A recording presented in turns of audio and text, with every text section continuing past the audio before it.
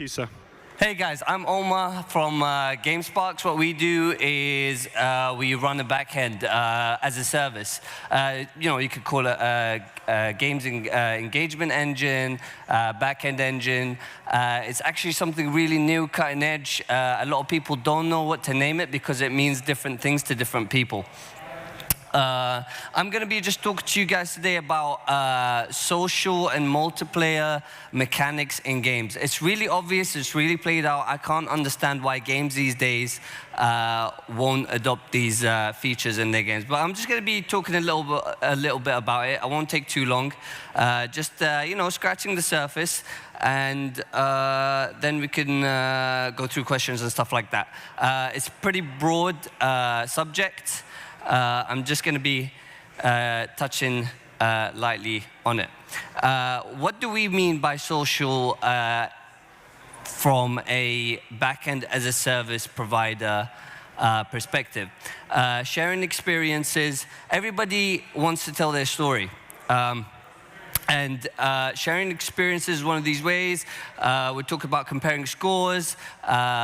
Easy system is high score leaderboards. Leaderboard is one of the oldest and main ways in which you can compare scores. And it's, I think, the first social feature ever implemented in games.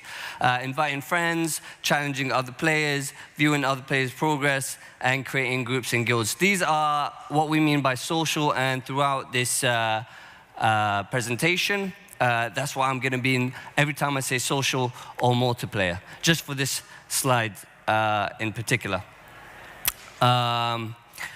What does it mean for your players? What does social mean for your players? We all love to tell our story by the music we listen to, by the clothes that we wear, and by the games that we play. We all have a story to tell, and these games and entertainment media help us tell our story. And giving players the ability to tell their story from your game is a huge advantage to you and your game.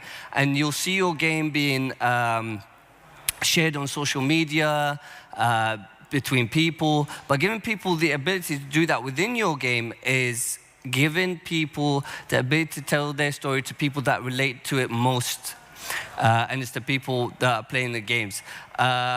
Also, competing with others is a lot more dynamic. So when we say multiplayer, people want to compete with each other. People don't want to compete with AI all the time. People don't want to be competing with ghosts all the time. People want to compete with something that's dynamic, unpredictable, constantly changing, without learning the patterns. Giving players the social mechanics gives a sense of community. People want to know that other people are doing what they're doing. People want to relate to each other. People want to communicate with each other about the things that they think is significant, but outside the game, it's not really that significant. Having people compete with the loot that they earn, or with the weapons that they unlock, or with the track speed, or a specific glitch that they found or something. Giving players these social abilities in the game is going to keep them in the game a lot longer.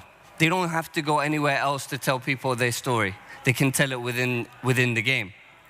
And of course, bragging rights. Who wouldn't want to, say, I've got the best score, I've got the best loot.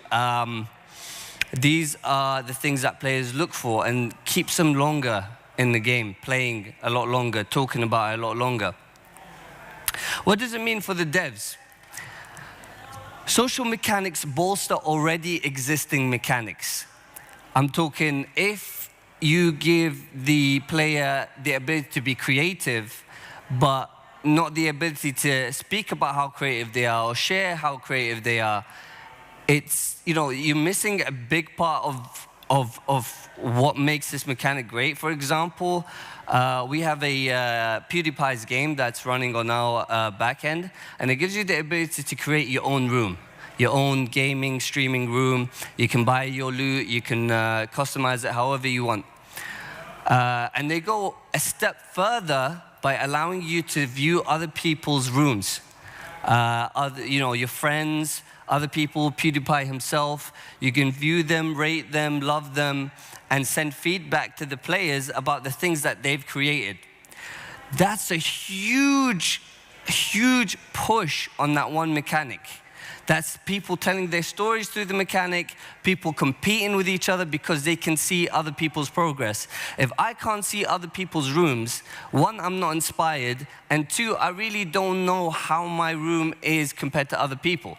So I won't be pushed to change it, pushed to make changes or adopt a new style, or, you'll always be looking forward to seeing what other people do and how that impacts you and moves your story and other people's story forward. Also, having social features in your game means you can track and study the way your players interact with each other. If people have to go to social media to talk about your game, you're losing a huge ton of data and a huge ton of feedback in an environment that you can change, an environment that you can kind of customize depending on the direction that your players are heading. Facebook is never going to change. You can't really change Facebook. You can't change Snapchat. But you can change the way your players interact with your game through the social means that you offer them.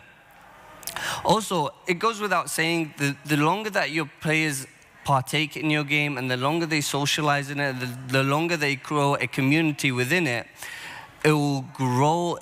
Your players are more retained to the game. They'll stay playing the game longer because they don't have to go anywhere else. And it means higher income, whether it's through ads, because they stayed there longer, or through in-app purchases because they compete in the best loot. If I buy the best sword in an MMO game, my friend is going to see me sharing that or letting him know or comparing my avatar with his avatar, and then he's going to say, I would like to buy that sword too, or even a better one.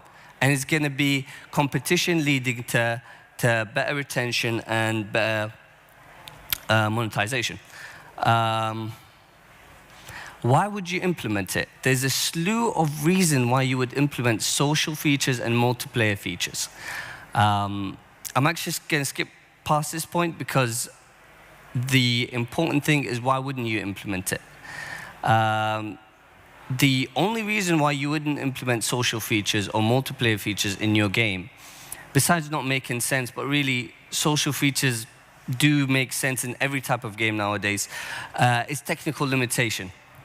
And with technical limitation comes cost, bad experience, not having the right people to do it. And this is where companies like us and PlayFab and Photon come to play. What we do is we offer out-of-the-box tools that you can customize your own way and implement in games, whether they are in development or whether you're going to start on them tomorrow. These tools are on cloud, out of the box, customizable, and the best thing is that they're cross-platform. Your players on iOS, on console, on PC, on Android can talk to each other without having to go on a media that you can't moderate or a media that you can't control. As I said at the beginning of the talk, this is cutting-edge technology. A lot of people don't know about it. A lot of people think it's very hard to create these tools that help you engage with your customers and your customers engaging with other customers. They feel like that it's in the realm of the unknown and the uncertain, but really, it's actually very simple to implement the simplest social elements, such as a high score leaderboard. It will actually take you about 5 minutes to implement a leaderboard in your game. And anything more complex will take at max a week. Our top developers actually push big features, big social features on their live games within weeks. And that includes QA, development, and support afterwards. And they actually get the feedback on how well their social services are doing pretty quick due to analytics and other out-of-the-box features. So this is pretty much it. If anybody wants to ask me any questions about social features, multiplayer, or the cutting-edge technology of backend as a service or engagement engines or anything to do with them, I'm more than happy to answer.